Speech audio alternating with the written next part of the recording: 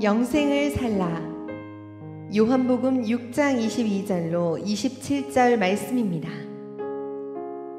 이튿날 바다 건너편에 서 있던 무리가 배 한 척 외에 다른 배가 거기 없는 것과 또 어제 예수께서 제자들과 함께 그 배에 오르지 아니하시고 제자들만 가는 것을 보았더니, 그러나 디베랴에서 배들이 주께서 축사하신 후 여럿이 떡 먹던 그곳에 가까이 왔더라. 무리가 거기에 예수도 안 계시고 제자들도 없음을 보고 곧 배들을 타고 예수를 찾으러 가버나움으로 가서 바다 건너편에서 만나 랍비여 언제 여기 오셨나이까 하니, 예수께서 대답하여 이르시되 내가 진실로 진실로 너희에게 이르노니 너희가 나를 찾는 것은 표적을 본 까닭이 아니요 떡을 먹고 배부른 까닭이로다. 썩을 양식을 위하여 일하지 말고 영생하도록 있는 양식을 위하여 하라.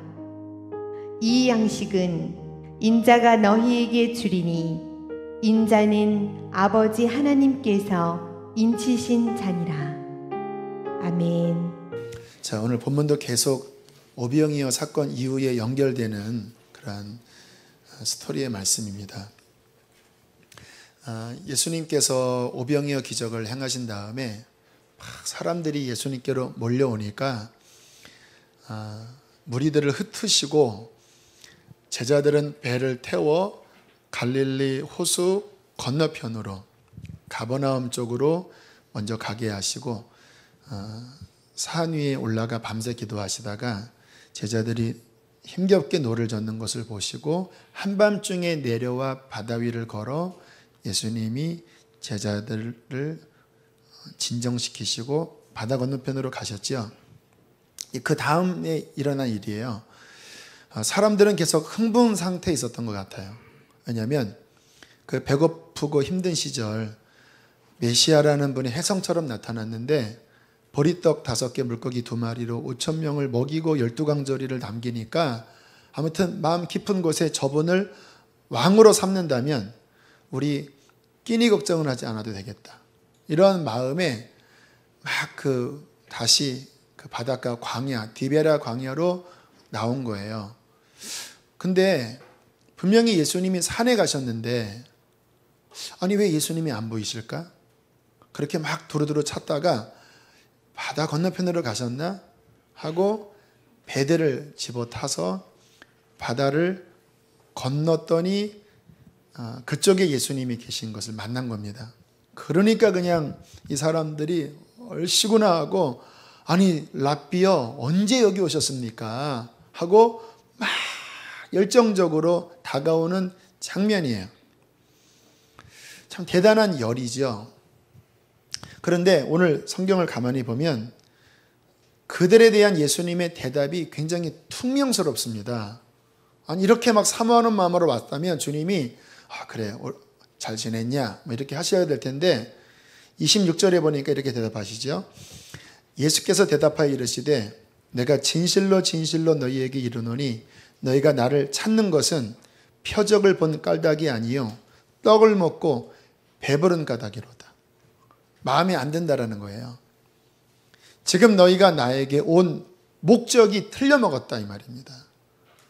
너희는 정말 내가 좋아서 온 게 아니라 지금 엊그저께 행했던 그 오병이어에 너무나 흥분한 나머지 그 너희의 육신의 배를 채운다고 하는 그 동기 때문에 지금 나한테 온 것이 아니냐. 이렇게 주님께서 이들에게 대답을 하십니다. 자, 우리가 이 말씀을 가만히 보면서 도대체 주님의 마음은 무엇일까 좀 생각을 해보셔야 될 것 같아요.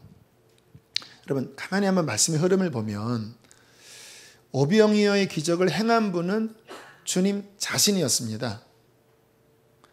그런데 그 기적으로 인하여 반응하는 이들을 보고 주님이 불편해 하시는 거예요.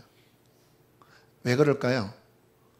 여러분 이 표적이라는 이 말씀이 있잖아요. 영어로 사인입니다. 사인. 여러분, 사인은 뭐냐면 그 자체가 목적이 아니고 일로 가세요라고 하는 말이에요. 예수님이 오병이어를 통해서 그들의 배를 채우신 거는 그 배부르게 하는 게 목적이 아니었어요. 그 기적을 통하여 일로 가라라고 한 거였습니다. 그 일이가 뭐냐면 내가 하나님의 아들이고 구원자니까 나는 능치 못할 일이 없지 않니? 그러니까 너는 이제 나를 주라고 인정을 하면서 나를 위해 살아라. 더 고상한 것을 가리키기 위하여 요 표지판 오병이어의 사인을 잠깐 주신 거예요. 그런데 문제는 뭡니까? 사람이 그 사인의 방향을 본 게 아니라 지금 그 기적이 일어난 그 자신의 배를 부르게 하는 여기에 눈이 휘두른 버린 거예요. 그 사인을 통하여 더 고상한 것을 바라보라고 했는데 그러나 그 사인물은 오병이어였습니다. 물고기와 보리떡이었어요. 자신의 배를 채우는 그것을 통해서였습니다.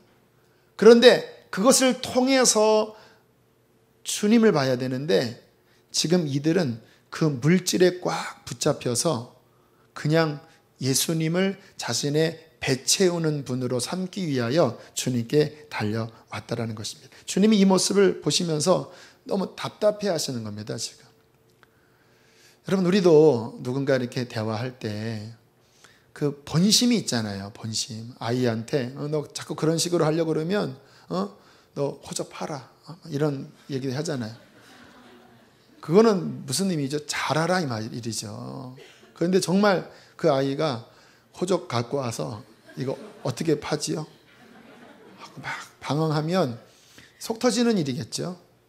이게 철들지 않는 그 자녀의 모습처럼 하나님께서 우리의 삶에 실은 많은 것들을 보이시고 역사하십니다. 우리가 기도하면 하나님이 정말 우리의 기도 들어주십니다. 우리의 삶의 위기 가운데 여러분 부르짖어 보세요. 하나님께서 건져주세요. 그런데 그러한 주님의 능력을 우리가 경험할 때 하나님의 마음을 이해하셔야 돼요. 왜 도대체 하나님이 이러한 일을 행하셨나? 그 주님의 마음을 헤아리지 못하면 은혜 받고 능력 체험하고 문제 풀린 다음에 오늘 주님처럼 책망받는 일이 벌어지는 경우 얼마나 많은지 모릅니다. 예를 들어 여기도 그런 분이 계실 수도 있어요. 병이 걸렸습니다. 깊은 중병이에요. 하나님께 간절히 기도했는데 정말 하나님이 직접 고쳐주시든 의사를 통해 고쳐주시든 하나님이 고쳐주셨어요. 이제 하나님의 그런 귀한 은혜를 통하여 생명이 연장을 받았습니다. 자, 그렇다면 주님께서 이제 원하시는 게 뭐지요? 자, 너 이제 건강해졌으니까 다시 열심히 이제 운동도 하고 음식도 잘 먹고 그리고 이제 다시 열심히 돈 벌고 열심히 다시 일을 해서 잘 먹고 잘 살아라. 이게 주님의 뜻일까요? 여러분, 주님이 그 능력을 보이신 거는요, 이런 의미입니다. 나는 전능자고 나는 너의 인생을 이렇게 선물로 덤으로 남은 인생 주지 않았니? 이제는 나만을 믿고 나만을 바라보고 이제 내 뜻대로 살아라.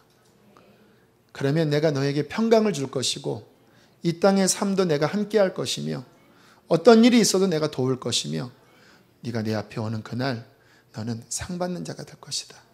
이제 인생의 너의 목적은 나를 위하여 나의 영광을 위하여 이제 좁은 길도 함께 걸어가자. 이게 주님의 마음이라는 거예요. 그런데 병 고친 다음에 주님의 마음은 이해하지 않고 여전히 예전과 똑같이 내 먹는 것, 내 마시는 것, 다시 옛날의 그 근심 걱정 여기에 매몰되어 늘 주님 앞에 또 병 고쳐달라, 또 문제 해결해달라 여기에만 매여 있다면 주님 정말 속상하신 거죠. 또 예를 들어서 우리의 삶에 어려운 위기의 문제가 있었습니다. 여기도 그런 분 계시죠? 성경에 말씀하십니다. 너는 부르짖으라 내가 내게 응답하겠다고. 그 위기 가운데 막 부르짖어서 주님의 권능의 손길이 나타나 여러분을 그 위기에서 보호하시고 건져주셨습니다. 그러면 주님이 이제 우리에게 바라시는 게 뭐예요? 이제 주님만 의지하고 이제 주님 마음 기쁘시게 해드리려고 내 인생의 목적을 바꾸는 것을 주님이 원하실 것입니다. 이게 주님의 마음을 헤아리는 신앙이에요.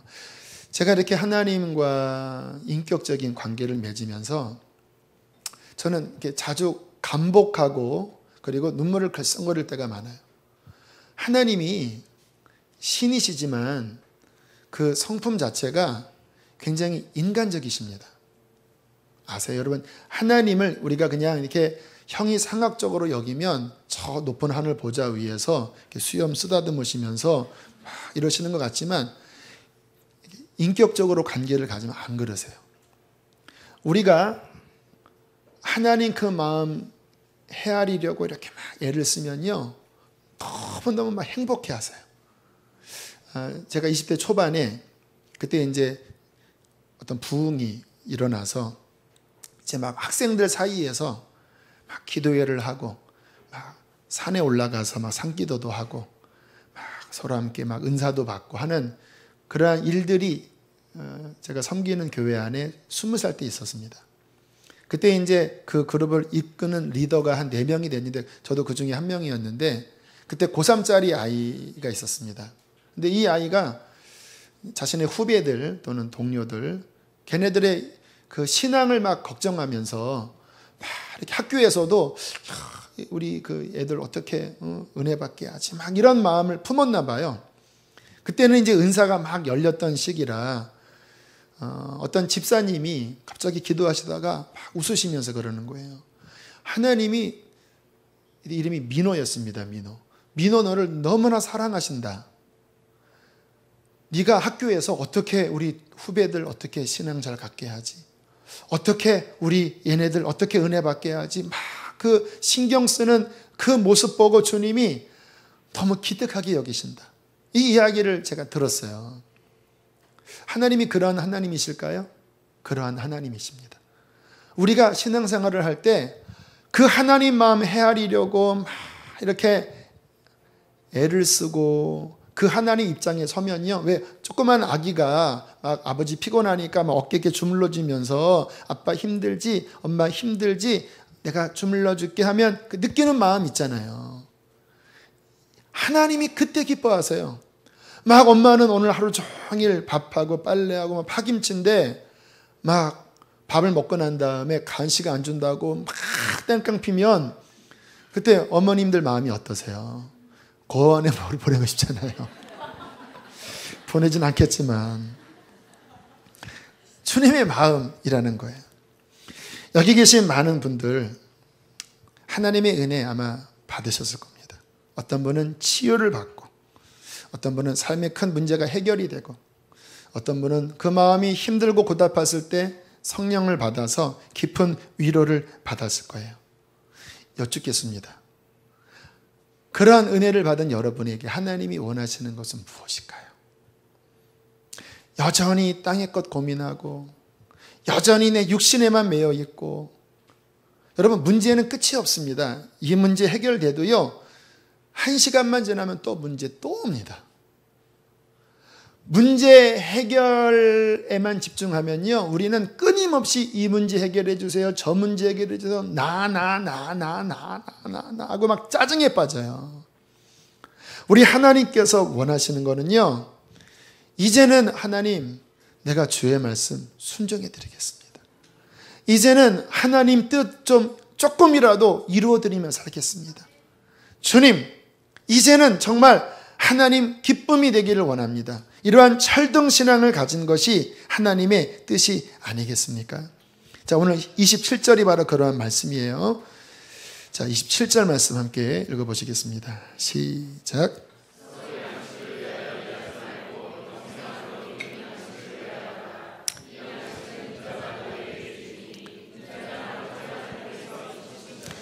주님이 지금 정색을 하시면서 막 랍비요 언제 여기 오셨습니까? 라고 막 다가오는 그들에게 주님이 굉장히 냉정하게 이야기하십니다. 썩을 양식을 위해서 더 이상 고만 찾고 이제는 영생하도록 있는 그 양식을 위해서 이제는 그렇게 일해라. 여러분, 이 말씀의 요지는 뭐냐면요, 이제는 정말 영생을 위해서 살아라 이 말씀입니다. 물론 우리가 땅에서 우리가 사는 많은 육신의 필요들 무시하는 거 아니에요. 오해하지 마세요. 이런 말씀 들으실 때 그러면 뭐 일하지 말라는 건가? 그럼 자녀 키우지 말라는 건가? 이런 의미가 아니에요. 성경은 균형 잡게 보면요, 하나님은 우리의 몸을 만드셨습니다. 우리에게 생명과 호흡을 주셨습니다. 하나님은 우리의 몸을 위하시는 분입니다. 주님께서 뭐라고 말씀하십니까? 공중의 새를 보라, 들의 백합화를 보라, 창고에 모아들이지도 않고 길쌈도 하지 않는데 하나님이 먹이시지 않느냐? 하나님이 입히시지 않느냐? 그 백합화에게 주신 그 아름다움은 솔로몬의 모든 영광의 옷보다 더 아름답고 더 고귀한 것을 주님이 주신다. 하물며 들풀도 공중의 새도 먹이고 입히시거늘 너희일까 보냐. 저는 제가 주님을 섬기면서 주님이 너무 섬세하시고, 그리고 정말 주님이 나의 삶을 돌보신다라는 느낌을 가지면서 탐복할 때가 참 많아요. 어제도 그런 일이 있었어요. 제가 금요일 날 좀 궁상맞은 간증을 했습니다. 뭐냐면 김밥 간증을 했거든요.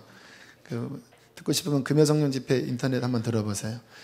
그날 금요일 날 뭐 조금 피곤해서 막 입에 구내염도 생기고 했지만 아침부터 이렇게 막 달려가다가 11시쯤 밥을 어디로 먹으러 갈까? 보통 이제 뭐 한 6,000원, 7,000원짜리 해장국이나 뭐 이런 거 먹는데 괜히 마음에 좀 검소하게 먹자. 그래서 김밥을 먹자 해서 여기 3,000원짜리 김밥을 먹으러 갔습니다. 근데 김밥을 이렇게 먹는데 행복한 거예요. 너무 감사한 거예요. 그래서 야, 이 김밥을 먹으면서 되게 행복하나 하는데 막 눈물이 날 지경이더라고요. 진짜 눈물이 이렇게 조금 이렇게 났습니다. 아이고, 김밥을 먹고 감사합니다 이렇게 하고 이제 왔다 하는 그 간증을 금요일 날 제가 잠깐 했어요. 근데 교우들이 막 감동을 먹으셔갖고 토요일 날 막 보신탕을 막 우려서 막 해주시고, 목사님 힘내시라고, 어떤 분은 뭐 가락시장에서 뭐 샘물 뭐를 또 갖다가 드시라고 그러고, 뭐 과수원 갖다가 막 이런 해서 막 간증 잠깐 하고 그냥 어제 뭐 그런 일이 벌어진 거예요. 그래서 한편으로 제 아내가 다시는 그런 식의 간증을 하지 말라고, 내가 민망해 죽겠다고. 그래서 뭐 괜히 했나 싶지만 저는 그렇게 얻어먹으려고 간증한 게 아니라 김밥 먹고 눈물 나니까 제가 간증한 거거든요. 이렇게 행복할 수가 있나? 사람의 행복은 야, 이 작은 것에도 있구나. 주님께 이렇게 순종하는데 참 행복하구나. 이런 마음을 간증했거든요. 근데 제가 어제 이제 저녁에 이제 주신 보신탕과 또 샘물 뭐를 이렇게 쪄서 이렇게 먹으면서 그런 생각이 든 거예요. 그때 제가 눈물을 글썽거리면서 김밥 먹 감사합니다. 이걸 하나님이 정말 들으셔서 이렇게 하나님이 또 하나님은 유머러스한 분이 있거든요. 이렇게 재미있게 이렇게 갚으시나 그런 경험을 종종 했기 때문에. 그래서 주님 참 너무 참 유머 있으시고, 또 참 아기가 딱 하이파이브 하면 주님이 쫙 하는 거 있잖아요. 김밥 하니까 보신탕 이렇게. 그래서 그냥 참 또 감사했어요. 하나님의 이 세심함에 대하여. 하나님은 그런 분이시거든요. 우리의 삶을 돌보시는 분이십니다. 무시하는 분이 아니시거든요. 근데 문제는 뭐냐면 우리가 거기에만 매여 있는 게 문제인 거예요. 저는 그런 은혜를 받고 주님 뭐 그거 갖고 그랬습니까? 하나님 저는 그런 거 없어도 괜찮아요 하나님 하고 더 감사하면 주님이 그래 너 나를 위해 살아라 하시겠죠. 그런데 내 마음의 방향이 그래 그러면 앞으로 1,500원짜리 먹고 눈물을 3방울을 흘리면 와 랍스타가 오지 않을까? 뭐 이런 식의 생각을 하면서 거기에만 눈이 벌게지는 게 오늘 이 사람들의 모습인 거예요. 주님이 왜 오병이어를 행하셨냐면 이뻐서 행하신 거거든요. 그들이 주님 말씀 사모해서 막 그 광야에서 막 말씀 300경에 빠져서 도시락 이제 더 이상 먹을 게 없는 지경이 되니까 하나님이 그냥 너무 긍휼이 많고 또 사랑이 많으시니까 어린아이의 것을 통해서 이렇게 베푸신 거거든요.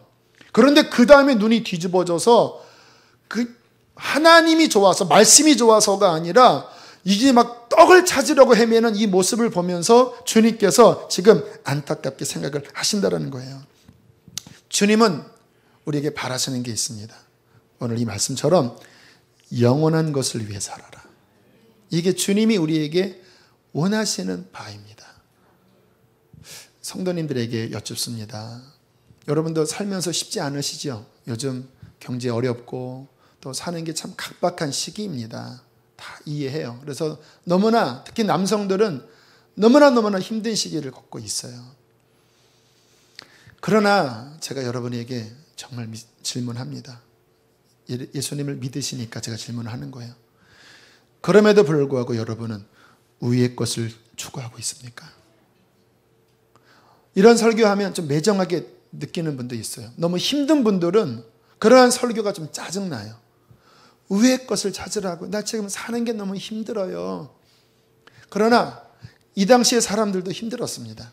먹을 거, 일용할 양식 보장하지 못하는 시기였어요. 근데 주님이 매정하게 이야기하시는 거예요. 위의 것을 찾아라. 영생하도록 있는 그 양식을 위해서 일해라. 왜 이렇게 말씀을 하실까요? 여러분, 주님은 무정해서 그렇게 말씀을 하시는 게 아니에요. 우리의 존재가 누군지를 주님께서는 말씀을 하시는 겁니다. 우리는요, 90년, 70년 살다가 흙으로 돌아갈 세상 사람들이 아닙니다.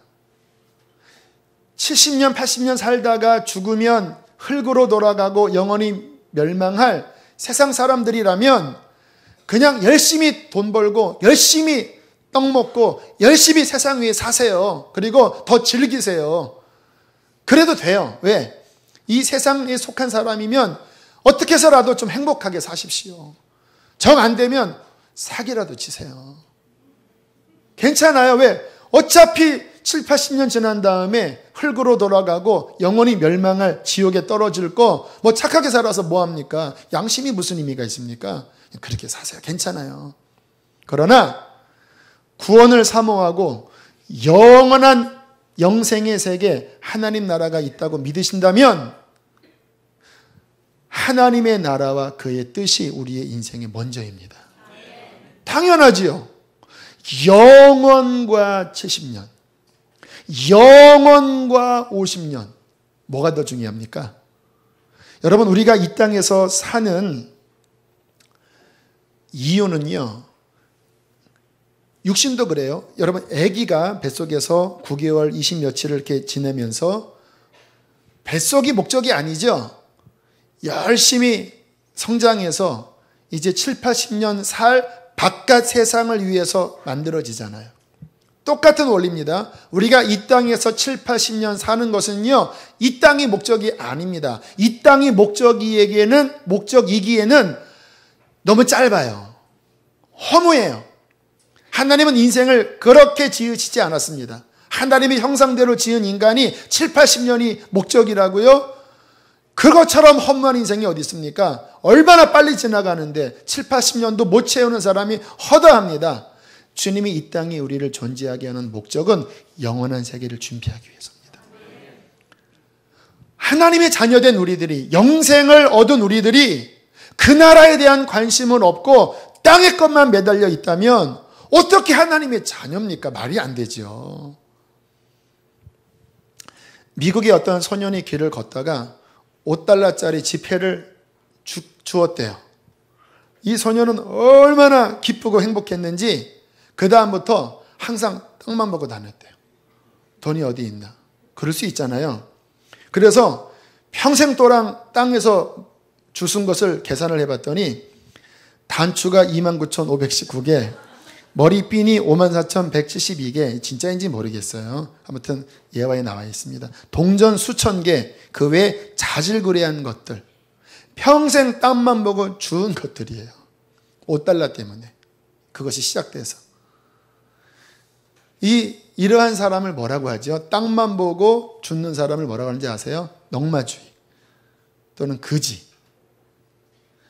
이 소녀는 그 땅에 단추, 머리핀, 동전 몇 개를 줍느라고요, 평생 저 머리 위에 있는 푸르른 창공과 그 위에 날아다니는 아름다운 새들과 사치사철 피는 아름다운 꽃들, 이런 거 별로 못 봤어요. 그냥 땅의 것만 평생 주순 게 단추, 머리핀, 동전으로 그 인생은 그렇게 끝난 거예요. 여러분, 모든 동물들은 다 엎드려 있습니다. 사람만 직립합니다. 왜? 위를 보라고. 하나님께서 우리를, 그 하나님의 아들이 이 땅에 오셔서 우리의 죄값을 대신 치르시고 그 피로 우리를 구속하셔서 하나님의 나라의 백성이 되게 하시고 그 나라의 영광스러운 제사장이 되게 하셨습니다. 그 나라의 시민이 되게 하셨습니다. 어떻게 살라고요? 그 나라 위에 살라고요. 그 나라 준비하며 살라고요. 이 눈이 열린 자가 그리스도인입니다. 이게 열려야 인생의 가치관이 바뀌어서 그 나라를 준비하며 살 수 있게 되는 거예요. 이게 안 열리면요, 그 소년처럼 땅의 것만, 그저 건강, 어떻게 좀 더 오래 살까? 오래 살아봤자 그 몇 년 더 살겠습니까? 그저 이 땅에서 어떻게 하면 더 안정적인 노후 생활 중요하죠. 그거 몇 년 가요, 몇 년. 그 생각은 오직 거기에 하면 매달리면서 무슨 일이 벌어지는지 아세요? 주님 앞에 설 준비는 거의 못해요. 그리고 이상한 신앙생활을 하게 됩니다. 이렇게 살다가 주 앞에 가면 나 교회 다녔으니까 주님이 맞아주시겠지. 안 맞아주십니다. 그 부분은 나중에 설명을 할게요. 주님이 이 부분에 대하여 성경에 제발 눈을 뜨라고 강조하신 말씀들이 여러 번 나오는데, 제가 두 예화, 성경에 나와 있는 주님의 예화를 말씀을 드리겠습니다. 잘 아는 부분일 거예요. 한 부자 청년에 대한 예가 나옵니다. 관원이었습니다. 젊었어요. 종교심도 괜찮았습니다. 예수님이 이렇게 다니시는 모습을 보고 이 부자 청년이, 야, 저분은 분명히 위대한 분일 거야. 저분은 구원의 길을 알 거야. 이러한 느낌이 들어서 주님이 지나가시던 어느 날 그분 앞에 막 달려가서 무릎을 쫙 꿇고 그분 앞에 이렇게 이야기했습니다. 선한 선생님, 어떻게 해야 영생을 얻겠습니까? 이 질문에 대한 주님의 대답이 초치는 대답이었습니다. 이렇게 대답을 했어요. 제가 풀어서 설명을 할게요. 영생을 얻고 싶다고? 너 기특하다. 주님이 이 청년을 이렇게 이쁘게 보셨다는 말씀입니다. 사랑스럽게 보셨다고. 근데 주님은 중심을 꿰뚫어 보시는 분이잖아요. 이렇게 보니까 이 청년이 너무 부자예요. 그 말은 뭐냐면 이 청년의 마음의 중심의 보좌에는 물질이 자리 잡고 있었습니다.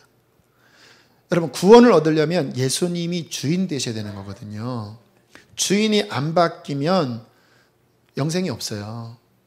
그러니까 주님께서 그 마음 중심에 너무 견고하게 자리 잡고 있는 그 물질을 치우라고 하셨습니다. 너의 중심에 물질이 너무 강하게 자리 잡고 있기 때문에 내가 너한테 들어갈 자리가 없다. 그러니까 내가 길을 알려줄게. 그거를 치워버려라. 어떻게? 다 팔아서 가난한 사람에게 나눠주어라. 그러면 영원한 세계에 보화가 쌓일 것이다. 그리고 너는 나를 주로 삼고 나를 따라라. 그러면 너는 나의 제자가 되고 나의 사도가 될 것이다. 그러면 하늘의 영광스러운 이름으로 너는 기록될 거야. 이렇게 주님이 엄청난 제안을 하셨어요. 근데 이 제안을 듣고 부자 청년이 갑자기 얼굴이 흑빛으로 바뀌었습니다. 여러분, 주님 만난 다음에 거의 다 기뻐했거든요. 근데 이 청년은 그 제안을 딱 받자 정말 본인의 중심 안에 꽉 자리 잡고 있었던 그 물질을 포기하는 게 너무너무 힘들었어요. 그래서 그 순간 막 괴로워하다가 고개를 푹 속이고 등을 돌려 예수님을 떠나버렸습니다. 제가 이 말씀을 여러 번 읽으면서 조금 마음이 답답하게 느껴졌습니다. 꼭 주님이 이렇게까지 말씀하실 필요가 있었을까? 저희 교회에 만약에 그런 부자, 어떤 관원이 와서 그 선한 목사님, 어떻게 내가 영생을 얻겠습니까? 하면 저는 어떻게 해서라면 토닥거려서 예수님 믿고 회개하고 아무튼 1:1 양육 받으시고 이렇게 하면 됩니다. 아마 이랬을 거예요. 주님은 근데 아주 중심을 콕 집으셔서 그거 버려라 이렇게 하셨거든요. 왜 이러셨을까? 물론 이해는 되지만 너무 과하신 게 아닐까, 이러한 생각이 꽤 오랫동안 제 마음에 자리 잡고 있었는데, 산화목자교회에서 새벽 설교할 때 그때 이제 생명의 삶 순서대로 하는 거였는데 제 담당할 때 그 본문이었어요. 그래서 야, 이 어려운 과제 하나 받았구나. 내가 실은 잘 해결되지 않은 본문이었는데 이게 이제 전하라고 하시네. 이렇게 묵상을 하다가 갑자기 일거에 그 의문이 다 해결이 됐어요. 이런 생각이 들더라고요. 지금 이 부자 청년이 지금 뭐 하고 있을까? 지금. 여러분, 사람의 영혼은 사라지지 않습니다. 한 번 죽는 것은 사람에게 정한 바지만 그 후에는 심판이 있어요. 영생이 있든지 영벌이 있든지. 지금 이 부자 청년은 뭐 하고 있을까? 그 이후에 회심하지 않았다면 주님을 등지고 떠나가 30년 더 살았을까요? 50년 더 살았을까요? 본인이 그 마음에 애지중지했던 그 우상단지, 그 물질에 폭 빠져서 그냥 3, 40년 또는 4, 50년 잘 살았을 거예요. 그런데 지금 뭐 하고 있을까? 그때부터 2000년이 지난 지금. 앞으로 영원토록 이 청년은 뭐 하고 지낼까? 소망 없이 물 한 방울의 자비도 얻지 못하는 그 불타는 그곳에서 사람마다 불러서 소금치듯 한다고 주님이 경고하신 그 지옥불에서 지금 뭐 하고 있을까? 영원토록 고통 중에 있지 않겠나? 만약에 그때 이 청년이 그 마음의 우상인 물질을 버리고 그리고 주님을 따랐다면 좀 힘들었겠죠. 주변에서 혀를 차면서 쟤 미쳤다 하지 않았겠습니까? 그러나 그렇게 30년 정도 더 살았을 거예요. 힘들게, 이전보다 힘들게. 한 50년 힘들게 살았을 거예요. 그러나 그랬다면 지금 어떻게 지낼까? 주님이 말씀하신 그 아름다운 세계에서 그 이름이 주님의 제자의 반열에 들어가 영원토록 영광스러운 이름으로 영원히 갈 거잖아요. 아니, 이 영생의 세계에 대한 기준으로 딱 들이대니까 주님의 제안이 결코 과한 게 아니더라고요. 그렇죠? 우리는 너무나 이 세상에 딱 정신이 여기에 고착되어 있기 때문에 이게 큰일 날 것처럼 여겨져요. 어떻게 그렇게 살아? 어떻게 버려? 어떻게 그런 식으로 믿음 생활을 해? 하고는 세상 꽉 붙잡고 그 소년처럼 머리핀 주스러 다니고 단추 주스러 다니고 이게 인생의 전부예요. 주님은 위를 보라고 하는데 안 봐요. 왜? 3, 40년이 전부인 것처럼 살아가니까. 또 하나의 예가 나오죠. 이제 그 형제끼리 그 유산 상속 소송이 있었습니다. 그래서 형이 더 많이 욕심을 부리니까 동생이 와서 예수님 앞에 좀 중재를 요청한 거예요. 우리 형이 너무 욕심부립니다. 재산을 나누어 동생은 나에게도 일정 부분 몫을 좀 주게 하십시오. 우리 아버지 부자인데 형이 막 욕심부립니다. 본인도 어느 정도 실은 가졌을 거예요. 그러나 이게 비율이 아깝게 여겨졌나 봐요. 주님께서 그 모습을 보고 이렇게 따지십니다. 누가 나를 너희의 재판장으로 삼았냐? 내가 니네 유산을 서로 정직하게 나누라고 소송해주는 그러한 자로 보이느냐? 오해하지 마. 난 그런 자 아니야. 그리고 이렇게 예를 듭니다. 한 부자가 있었다. 얼마나 그 해에 큰 풍년이 들었는지 지금 있는 창고로는 그 소출을 담을 수 없을 대풍작이었다. 그래서 이 부자가 막 껄껄껄껄 웃으면서 곡간을 헐고 더 넓게 지어라. 내 영혼아, 여러 해 쓸 물건을 내가 얻게 되었으니 평안해라 평안해라 하면서 막 잔치를 벌였는데 그때 저 하늘 위에서 이런 음성이 들렸다라는 거예요. 이 어리석은 자야, 오늘 밤에 너의 영혼을 하나님이 도로 찾을 때, 네 호흡이 끊어지게 할 때에 네가 땅에 쌓아둔 그 모든 것은 네 것이 되겠느냐. 이 땅에서 자기 것에 대하여는 부요하지만 하나님 앞에 설 것에 대하여 전혀 준비 안 된 자는 비참하게 될 것이다. 여러분, 주님께서 오늘 우리들에게도 말씀하십니다. 여러분, 준비하며 사십니까? 주님 앞에 설 그날, 지금 내가 이대로 산다면 나는 그분 앞에 어떠한 자로 설 것인가에 대하여 여러분 날마다 생각하며 사십니까? 주님 앞에서는 거룩한 자가 들어가는 거거든요. 거룩함이 없으면 주님 나라에 못 들어가요. 예수 믿는 거는 그 피로 씻어져서 회개하고 그분을 나의 주님으로 삼고 그분의 길을 걸어가는 거예요. 이게 주님 나라를 향한 준비의 삶이거든요. 그렇게 날마다 싸우며 살고 계십니까? 우리의 신앙의 길은요, 그분의 나라와 그분의 의를 위하여 우리의 삶을 그분 앞에 제물로 드리면서 그 나라의 영광을 준비하며 알뜰하게 심으며 사는 자예요. 이 땅에서도 심은 대로 거두잖아요. 중고등학교, 대학교 열심히 공부해서 그 심은 걸로 직장 들어가고 그 직장에서 심은 걸로 소득해서 자녀 키우고 그 심은 걸로 지금 노후 다 심은 대로 거두는 거잖아요. 똑같습니다. 심는 것은 똑같은데 주님의 그 나라에서 거둘 그것을 위하여 심어야 된다는 거예요. 이해되십니까? 지금 대부분 많은 사람들이 심은 것은 그냥 땅의 것, 이 땅에서 내가 먹고 쓸 내 자녀를 위한, 내 노후를 위한 여기에 다 심었잖아요. 그 모습 가지고는 주님 옆에 서는 게 아니라니까요. 주님 나라에서 거둘 것을 위하여 나는 얼마나 순종하였으며 얼마나 내 인생을 거기에 부어서 헌신했으며 주님의 말씀을 따라 살았는지, 그것이 주님 앞에 거둘 것들이거든요. 그런 것들을 준비하며 살아가십니까? 2007년경 제 마음 안에 천국과 지옥에 대하여 깊이 내가 살펴봐야 되겠다고 하는 어떤 동기부여가 됐던 때가 있었어요. 그래서 거기에 관련된 책들을 구입해서 살펴보고 또 성경을 함께 아울러서 봤습니다.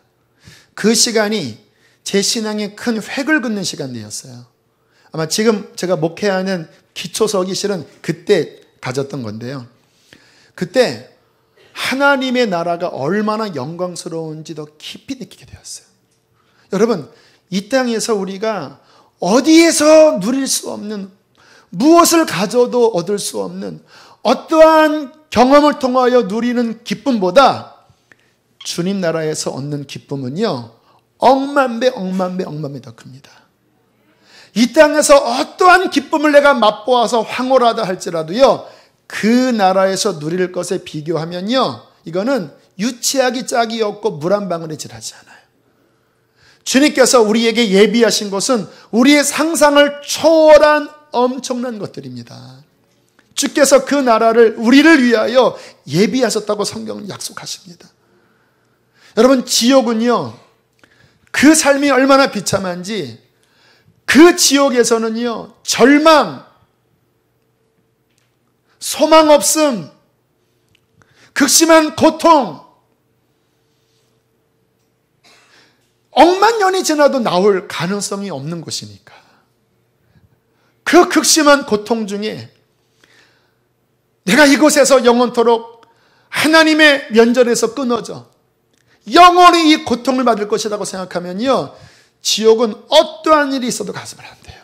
제가 그때 이러한 것들을 살펴보면서 제가 마음속에 깊이 느낀 게요, 사람이 태어났다면 지옥은 가지 말아야 되겠다. 이 땅에서 뭐 끔찍한 것들을 여러분 사건 보도 봤습니까? 여러분, 지옥에 비해서는요, 그거는 아무것도 아니에요. 이 땅에서는 죽으면 이렇게 뭐 몇 시간이잖아요. 그 천국과 지옥의 영광과 참혹함을 깊이 깨달았고, 그러면서 그때 마음 깊이 제 마음을 찔렀던 것이, 천국 가는 것은 쉬운 것이 아니구나. 천국은 거룩한 자가 들어가는 것이구나. 정말 예수 믿는 것은 회개하여 그 옛 죄를 씻어버리고 이제 성령을 힘입어서 주님의 말씀을 순종하는 이 좁은 길을 걸어가는 자가 가는 곳이 천국이구나.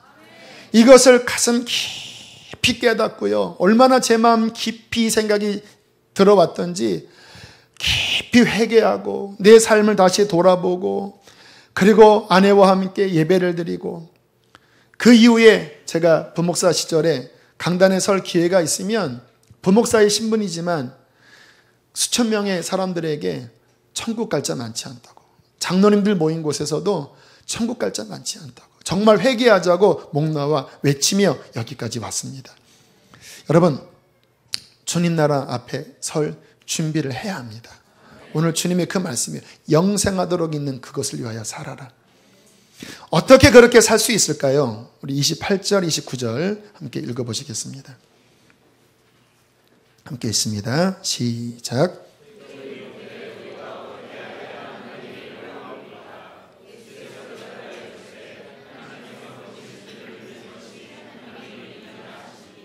자, 썩을 양식을 위해서 일하지 말아라. 영생을 위해 살아라. 어떻게 해야 됩니까? 주님의 대답이 무엇이었습니까? 하나님이 보내신 일을 믿어라. 여러분, 하나님이 보내신 일을 믿으며 살고 계십니까? 제가 그 믿는 게 뭔지를 마지막으로 설명을 해드릴게요. 이게 믿는 겁니다. 하나님이 보내신 일을 믿는 삶은 다음에 세 가지를 의미하고 있습니다. 첫 번째, 나는 죄인이라는 거예요. 전적으로 무능력한 죄인이라는 거예요. 내 힘으로는 하나님의 법을 지킬 수 없어요. 이거를 처절하게 깨달아야 돼. 그래야 믿음이 생깁니다. 믿음은 출발이 나에 대한 절망이에요. 제가 주님을 알아가면서 깊이 느낀 게 나에 대한 절망이었습니다. 나는 아니구나. 나 주의 말씀 나는 따를 수 없는 자이구나. 본질 자체가 부패했구나. 이게 첫 번째고요. 두 번째는 그러나 예수님은 모든 능력을 가졌다. 예수님은 모든 것을 하실 수 있으시다. 예수님은 십자가와 부활, 그의 보혈로 우리의 모든 죄를 사해 주셨고 그 죄에서 건지실 능력이 있으시다. 예수님은 우리에게 보혜사 성령을 부어주셔서 하나님의 뜻대로 살 힘을 주십니다. 예수님은 내 속에 계신 나의 생명입니다. 어떠한 상황 가운데서도 그분을 통하여라면 나는 모든 것을 할 수 있습니다. 이거를 믿는 거예요.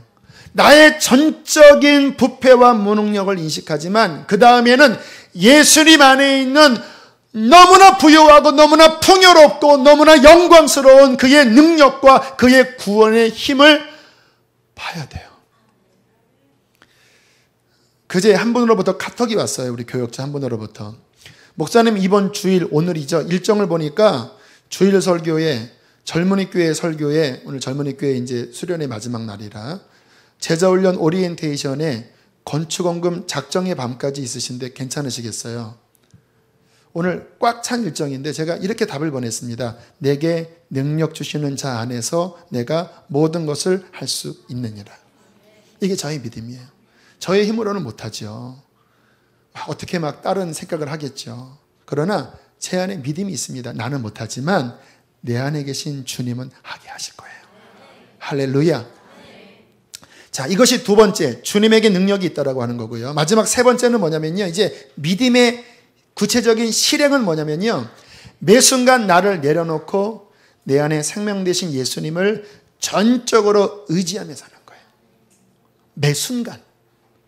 밥 먹듯이, 물 마시듯이. 예수를 믿는 자는 예수로 살아야 합니다. 그래야 승리예요. 예수를 믿었다고 해놓고 다시 내 힘으로 돌아가면 그 사람은 100% 실패합니다. 왜요? 나로서는요, 하나님 뜻대로 못 가요. 자, 35절 한번 보실까요? 다음 주에 볼 텐데 좀 오늘 말씀과 연관된 부분 35절 보세요. 믿는 것이 하나님의 일이다라고 할 때 그 의미를 한번 보세요. 35절 읽습니다. 시작.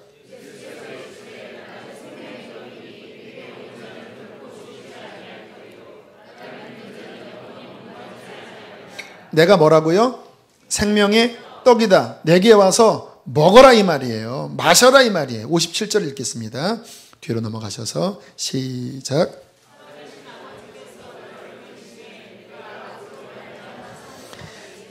나를 먹는 그 사람도 나로 말미암아 살리라. 사람들이 오해했습니다. 뭐 식인종 이야기하나? 그게 아니라 매 순간 물 마시듯이 나를 의지하고 매 순간 밥 먹듯이 나를 의지해라. 언제까지? 죽을 때까지. 여러분, 교인들이 성령 받고 은혜 받고 훈련하면서 막 충만하다가 이게 금방 소실한 분들이 많아요. 왜 그런지 아세요? 여러분, 신앙생활은 한 번 은혜 받는 것이 아닙니다. 한 번 성령 받는 게 아니에요. 신앙생활은요, 매 순간 그분을 밥 먹듯이 의지하는 거예요. 제가 주님 나라 가기까지 저는 승리하는 게 제 목표거든요. 근데 저는 승리하는 방법을 알아요. 저는 아침부터 저녁까지 계속 주님을 밥 먹듯이 믿고 의지하고 물 마시듯이 믿고 의지하면 저는 계속 순수하고 살아있는 신앙 유지하여 승리할 거예요. 근데 제가 실패하는 방법도 알아요. 연륜이 쌓이고 점점 여러 가지 것들이 갖춰지면서 주님 의지하는 게 식어지면 다시 옛사람으로 돌아가서 저는 부패하고 떨어질 거예요. 저는 예수님을 믿음으로 살 것입니다. 어제 교역자 모임을 가지며 이제 기도회를 이렇게 하다가 갑자기 그런 마음이 제 안에 생겼습니다. 여러분 좀 우리 교역자들 위해서 기도를 해주세요. 이런 마음이 들었습니다. 우리 전도사님들, 목사님들이 교회를 섬겨 나가면서 좀 버거운 마음이 있으신 것 같더라고요. 황량한 벌판에 홀로 외롭게 또는 좀 버겁고 두려운 마음으로 막 이렇게 서 있는데 막 잘해보려고 하는데 또 그게 잘 되지 않고 해서 막 애쓰면서 막 힘들어하는 그런 마음이 기도하다가 느껴졌습니다. 그래서 제가 잠깐 기도회를 멈추고 그렇게 이야기를 했어요. 목사님들, 전도사님들, 잘하려고 하지 마시고 애쓰려고도 하지 마시고 그저 내가 연약하다라는 것을 인정하면서 그러나 예수님은 능력이 많으신 것을 믿으시면서 매 순간 예수님을 전적으로 의지하세요. 매 순간 잘하려고 하지 말고 애쓰지 말고 매 순간 주님 도와주세요. 주님 도와주세요. 그러면 주님을 통하여 승리하게 될 겁니다. 왜냐하면 제가 그렇게 실은 걸어가고 있거든요. 저도 살면서 왜 복닥거리는 일이 없겠습니까? 이제 교인이 뭐 900명 정도 지난주에는 모였어요. 그 많은 관계 속에서 왜 저도 힘든 일이 없겠습니까? 저 스스로도 하나 관리하기 힘든데 어떻게 900여 명, 1000명을 어떻게 제가 감당합니까? 저도 힘든 점 많아요. 근데 저는 할 수 있는 게 있어요. 뭐냐면 내 안에 계신 예수님을 계속 어떻게 하지요? 주님 이때는 어떻게 해야 되지요? 주님 좀 도와주세요. 때로는 막 마음이 힘들기도 하고 때로는 막 마음에 분노가 일어나기도 하고 때로는 막 눌리기도 하지만 그러나 그 나의 연약함을 십자가에 못 박아 버리고 주님이면 어떻게 하셨을까? 주님 알게 해주세요. 계속 그분을 의지하면 주님이 제 속에서 이렇게 마음을 주시더라고요. 그거 용서해라. 사랑으로 덮어줘라. 그거 말하지 말아라. 인내해라. 이런 마음을 주실 때 주님 그렇게 하게 도와주세요 하면 마음이 또 바뀌고 또 바뀌고 또 때로는 실패해요. 그러면 또 회개하고 하면서 여기까지 왔습니다.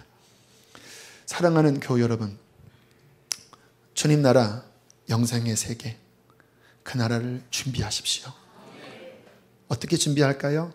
주님을 믿으십시오. 날마다 그 말씀 우리 예수님 그 생명을 붙잡고 내 자아를 부인하고 그분의 능력으로 날마다 싸우며 나아갈 때 여러분 오늘 하루 승리하고 내일 하루 승리하고 또 넘어지지만 또 일어나서 걸어갈 때 우리는 주님의 영광의 세계에 승리한 모습으로 서게 될 줄로 믿습니다. 이 시간 함께 우리 찬양하겠습니다. 우리 하늘 소망이라고 하는 찬양 가사가 참 정이 있고 또 우리 마음을 울리는 그러한 가사입니다. 이 찬양을 고백하시면서 우리 주님 나라를 바라봅시다. 나 지금은 비록 땅을 벗하며 살지라도 내 영혼 저 하늘을 디디며 사네. 내 주님 계신 눈물 없는 곳, 저 하늘에 숨겨둔 내 소망 있네. 보고픈 얼굴들, 그리운 이름들 많이 생각나. 때론 가슴 터지도록 기다려지는 곳, 내 아버지 넓은 품 날 맞으시는 저 하늘에 쌓아둔 내 소망 있네. 주님 그 나라에 이를 때까지 순례의 걸음 멈추지 않으며, 어떤 시련이 와도 난 두렵지 않네. 주와 함께 걷는 이 길.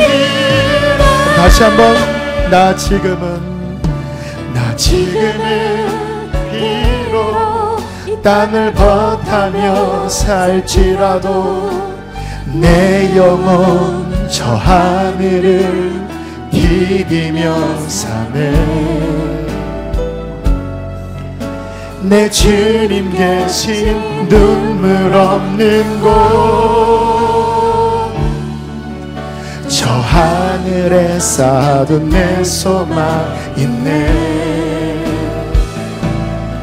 보고픈 얼굴들, 그리운 이름들 많이 생각나.